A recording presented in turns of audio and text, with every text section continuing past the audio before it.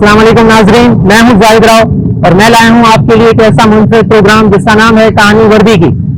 सोने का चमचा मुंह में लेकर पैदा होने वाले भी कभी कभी रास्ता भटक जाते हैं। आज सुना रहा हूं आपको लालच और डर से रची बसी एक अंदोनाक कहानी। ये कहानी शुरू होती है एक अखबारी इश्तिहार से। कहानी के दो मजलूम किरदार अब्दुल बासित और अदील रशीद। अब्दुल बासित जो कि डेकोरेशन का काम किया करता था और अदील रशीद जो कि पकवान सेंटर का काम किया करता था। दोनों ने अपने कारोबार को बढ़ाने का सोचा जो कि उनका बुनियादी हक था। अस्सलाम वालेकुम जनाब। वालेकुम अस्सलाम। जी भाई कौन? जी मैं करारुद्दीन बात कर रहा हूँ। आपका जो कांटेक्ट नंबर है वो अखबार से मुझे मिला था। जी जी सर हुक्म करें। जी दरअसल काम आपसे ये था कि मुझे मेमन गोड पे एक पार्टी अरेंज करनी है तकरीबन अराउंड 2000 लोगों की। तो वहाँ पे मेरे पास एक जगह भी है, मेरा अपना पोल्ट्री फार्म है, वहाँ पे काफ़ी जगह है। तो वहाँ पे कमिंग सैटरडे के लिए मुझे डांस पार्टी अरेंज करनी है मेमन गोड में। तो इसमें मुझे बताएं कि तकरीबन ये कमिंग सैटरडे अवेलेबल है? जी जी सर मैं सैटरडे वाले दिन 2 बजे तक अवेलेबल हूँ। और आप मुझे अपना बजट बताएं कि क्या क्या मतलब आपको चीज़ें रिक्वायर्ड हैं। बजट का मसला नहीं है, बजट बहुत है। अब बस काम अच्छा होना चाहिए, काम मेरे हिसाब से होना चाहिए। और दूसरी बात ये कि आप जो आपके उसमें चीज़ें हैं वो आप साउंड सिस्टम और डेकोरेशन वगैरह आप देख लें। और खाने वगैरह का पकवान का उसका भी मैंने नंबर देखा है, उसको भी मैं कॉल कर लूँगा अखबार से। जी सर मेरे पास भी पकवान वाला अवेलेबल है। तो अगर आप कहें तो जब मैं विज़िट पर आऊँगा तो मैं उस पकवान वाले को भी आपके पास ले आऊँगा। ज़बरदस्त ज़बरदस्त। ठीक है, फिर 2 बजे सैटरडे नर्सरी पे शाले फैसल पे आपको मेरा ड्राइवर मिलेगा। आप और आपका पकवान वाला साथ वहाँ पे मेरे ड्राइवर से मिलेंगे। मेरा ड्राइवर आपको मेरी लोकेशन पे ले आएगा। फिर वहाँ बैठ के देखते हैं जो जितना भी एस्टिमेट लगता है और जो भी काम करना है मैं आपको पूरा समझा दूंगा। ठीक है? ओके सर मैं पहुँच जाऊँगा 2 बजे नर्सरी। आप अपने ड्राइवर को कहिएगा कि 2 बजे नर्सरी आ जाए, मैं ठीक 2 बजे वहाँ पहुँच जाऊँगा। चले जी, फिर मुलाकात होती है आपसे। कॉल ख़त्म होते ही दोनों ने अल्लाह का शुक्र अदा किया और इस पेशकश को अच्छी पेशकश समझते हुए अगले दिन की तैयारी में लग गए। लेकिन इस पेशकश के पस मंज़र तो कहानी कुछ और ही थी कि वो तीनों दरिंदे अल्लाह से ना डरते हुए उनको कत्ल करने की साजिश में मसरूफ़ थे।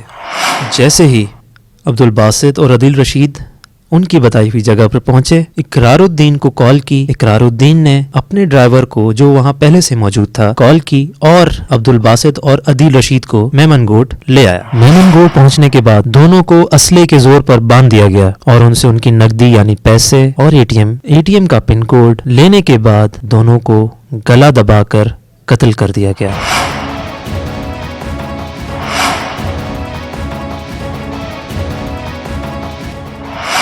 इन जालिमों ने उन दोनों मजलूमों को यहाँ पर कत्ल किया। कत्ल करने के बाद वहाँ से घसीटते हुए इस कुएं की तरफ लेकर आए और इस कुएं में उन दोनों को दफना दिया।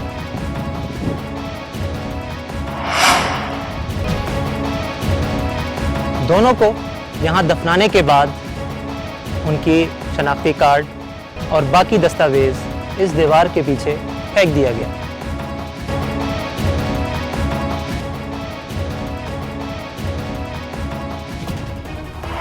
मुल्जिमान ने एटीएम से कुछ पैसे निकाले। एटीएम से पैसे निकालने के बाद उनके घर वालों को कॉल की गई और उनसे तावान की डिमांड की गई। तावान की रकम 25 लाख रुपए थी।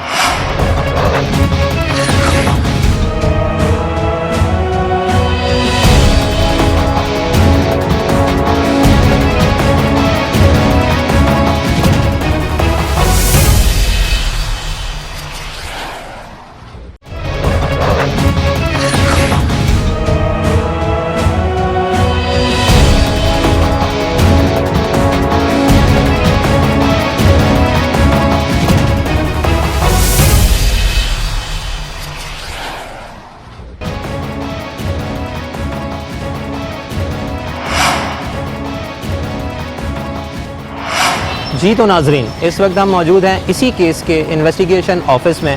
آئیے جانتے ہیں اس کیس کی مزید تفصیلات.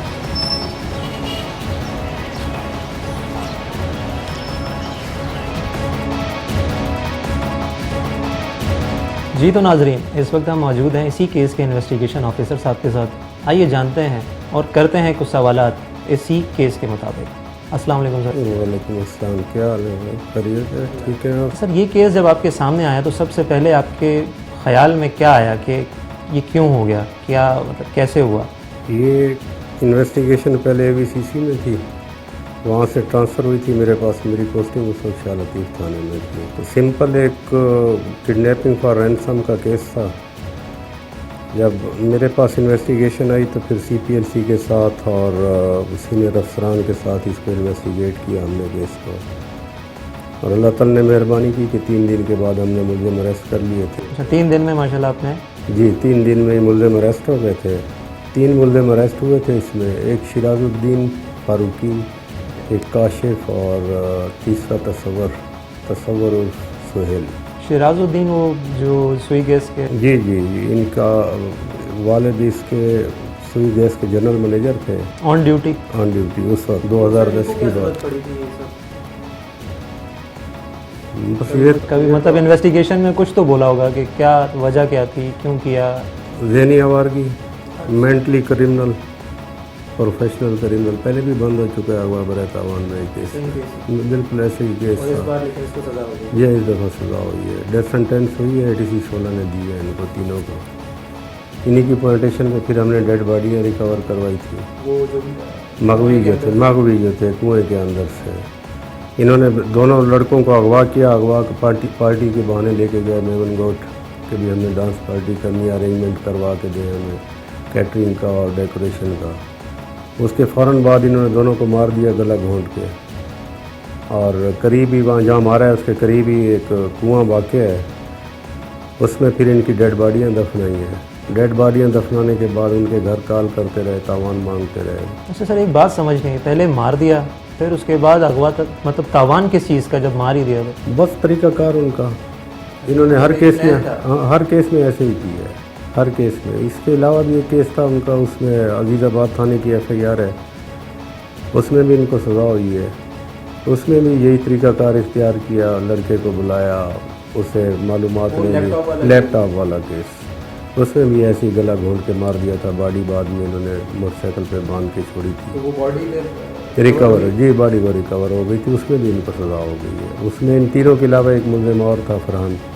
4 ملزم تھے اس کیس میں. اس کیس میں 3 ملزم تھے، باقی ایبسکنڈ رہے ہیں، ابھی تک اریسٹ نہیں ہوئے ہیں اس میں. اور ATC 16 سے یہ فروری 2020 میں ان کو سزا ہوئی ہے تینوں کو. تو اس کے علاوہ ایک کیس ان کا اور بھی ہے، اس میں یہ بری ہوا تھا 2003 میں. شیراز الدین، اس میں بھی ایک لڑکے کو انہوں نے اغوا کیا تھا. اور اسی طرح اغوا کرنے کے بعد اس کو اس نے انجیکشن لگائے تھے، ٹائفون کے انجیکشن لگائے تھے. ہاں، پھر اس کو مار کے پھر اس کے گھر سے تاوان مانگتا رہا تھا. پھر بعد میں یہ بری ہو گیا تھا. ہائی کورٹ میں اپیل میں ہوتا ہے ایویڈنس.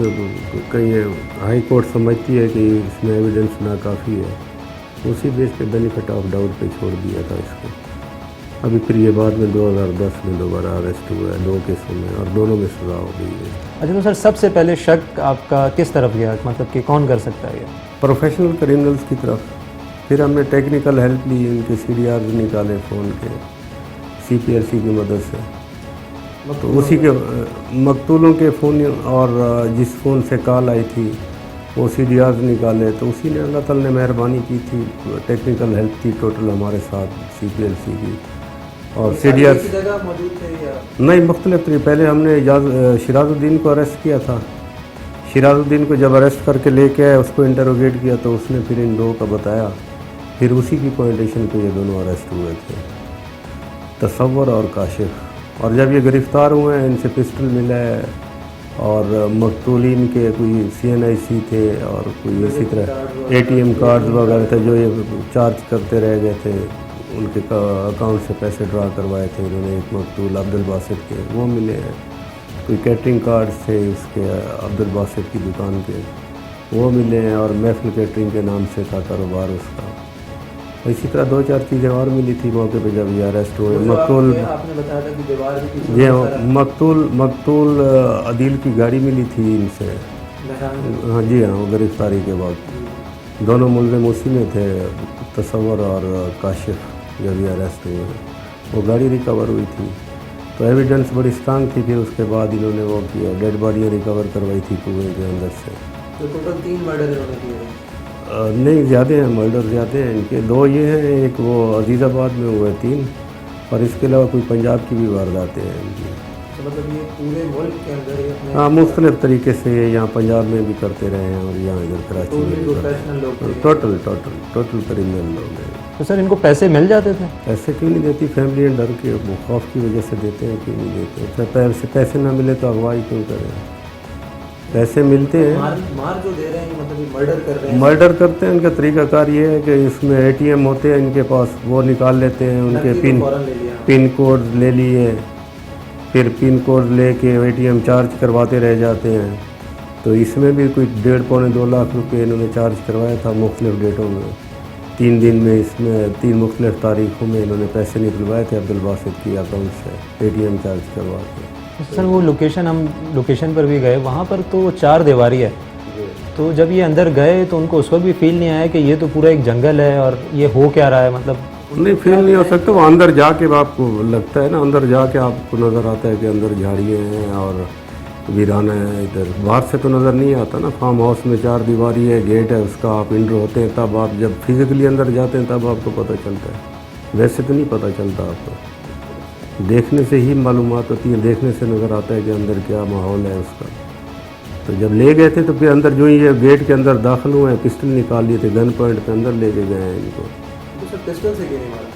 बस वो कहीं आवाज़ ना आ जाए, गोली की आवाज़ भी सुनाई, फायर की आवाज़ सुनाई दी। वहीं करीब दूसरे फार्म हाउसेज भी तो हैं, वहाँ चौकीदार वगैरह होते हैं, चौकीदार होते हैं वहाँ, उधर सिक्योरिटी होती है। सामने वो वाटर पार्क है, उसके वाटर पार्क बना हुआ है। तो इसी वजह से गोली से नहीं मारा। फिर फंदा लगा के मारते। इनका तरीकाकार ये हर वारदात में फंदा लगा के मारा इन्होंने। जी हाँ, कि पिस्टल की आवाज़ ही ना आए, इनका तरीकाकार यही है। जी तो नाज़रीन, आपने देखा कैसे हमारे ये वर्दी वाले केसेस को सॉल्व करते हैं और मुजरिमों को कैफ़े किरदार तक पहुंचाते हैं। हमारा फ़र्ज़ है कि हम इनकी मदद करें ताकि जल्द से जल्द कातिलों को और मुलज़िमों को उनके कैफ़े किरदार तक पहुंचाया जाए। मैं हूं जाहिद राव और आप देख रहे थे कहानी वर्दी की पाकिस्तान जिंदाबाद।